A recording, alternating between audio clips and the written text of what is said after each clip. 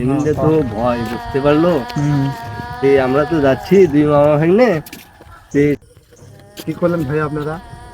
ভাই আপনি যে রাস্তাতে যাচ্ছেন এই রাস্তাতে অনেক ভয় আছে, আপনি মনে হয় এই এলাকায় নতুন, এই জন্যে যে সামনে যাচ্ছেন ভাই অনেক ভয়, একটু দেখে শুনে যান। ও আচ্ছা, ঠিক আছে।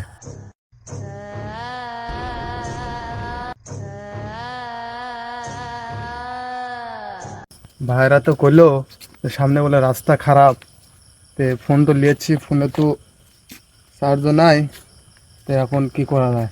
কাকা তো ফোনও দিতে পারছি না। আরে ভাই, এত রাত্রে এখানে কেন? এ রাস্তা তো ভালো না, দেখে শুনে যান।